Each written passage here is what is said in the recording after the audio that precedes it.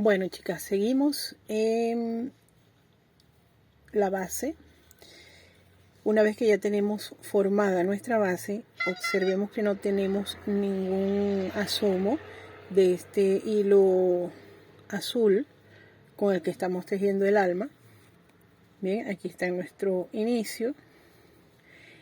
Esto va a quedar por dentro. Y como les dije en el video anterior, esto se lo podemos ir alando un poquito con la uña para que él no se vaya a encoger. Entonces, una vez que lo tenemos así, vamos a hacer 3 vueltas sin aumento para comenzar a subir la mochila. Por estas 3 vueltas sin aumento las vamos a hacer tomando solamente la hebra de atrás.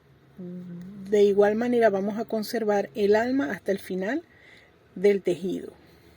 Entonces voy a quitar mi marca y vamos a comenzar a tejer estas 3 vueltas solamente tomando la hebra de atrás.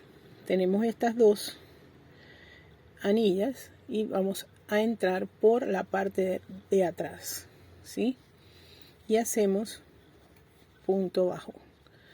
Esta vez no vamos a tejer aumentos porque vamos a construir el cuerpo, a partir de aquí, el cuerpo de la mochila.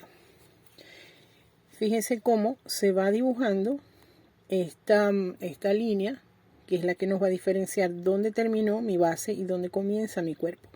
Sin embargo, cuando terminen de tejer las 3 hileras, se van a dar cuenta de que estas 3 hileras van a quedar igual en el fondo. Ya les muestro. Esta es nuestra mochila terminada. Y acá tenemos la base. Por entonces, fíjense acá que estas 3 vueltas que estamos haciendo con tomando la hebra de atrás solamente, va a quedar para abajo, queda en el fondo. Le va a dar un poquito más de amplitud, a pesar de que ya no tiene aumentos, pero va a formar parte de la base.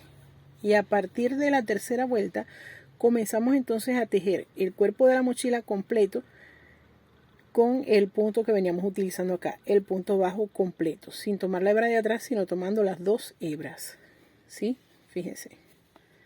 Y a partir de aquí, tejemos normal y como pueden observar, estas 3 no se notan para nada. Bien, entonces ese va a ser nuestro otro avance. Cuando vengan acá y luego subimos normalmente sin aumentos, pero tejiendo el punto bajo normal. Ok, ya vamos a ir finalizando esta vuelta tomando solamente la hebra de atrás. Quiero explicarles también que a veces cuando vamos tejiendo debemos ir girando la labor para ver si están quedando estos puntos. Yo aquí no giré, no me fijé, esto no es tan importante, pero si ven que son muchos, ustedes pueden ir, los que quedan por acá, los pueden ir jalando. Por eso hay que voltearla periódicamente.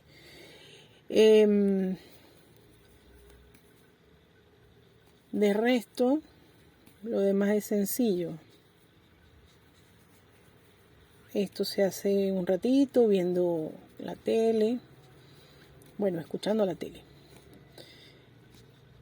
conversando con la familia, tomándose un café, un mate de las argentinas.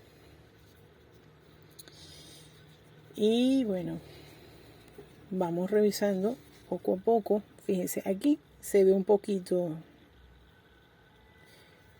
Yo lo alaría de esta manera. Aquí se ve un poquito. Halo uno y halo el otro. Sin que se me venga todo se me encoja el tejido. Eso es todo lo que deben alar. Porque si alan mucho, esto se encoge y se va haciendo holanes y no es la idea. ¿Ok? Fíjense que va bastante plano. Entonces terminamos acá. Ya nos quedan, fíjense que acá se ve la diferencia Se ve la diferencia entre estas puntadas y estas. Por eso no le coloqué la marca, ya que no es necesario. Mírenme a mí, esto debe haberle pasado también en alguna ocasión, pero bueno, son gajes del oficio. Terminamos y seguimos tejiendo en espiral sin cerrar la vuelta. Fíjense que aquí, ya en este primer punto de la vuelta anterior, yo sigo tejiendo, iniciando la segunda vuelta, igual tomando la hebra de atrás. ¿Cómo serían las dos hebras? Aquí entro así, pero tomando la hebra de atrás es abriéndola en medio. Introducimos la aguja y sacamos el punto como normalmente lo hacemos. Y aquí se van viendo las dos vueltas, ¿sí ven? Esta es la primera y esta es la segunda. Y así vamos a hacer 3 vueltas. Ya terminé la primera, estoy iniciando la segunda, voy a hacer la tercera y nos vemos en el otro video para comenzar el cuerpo.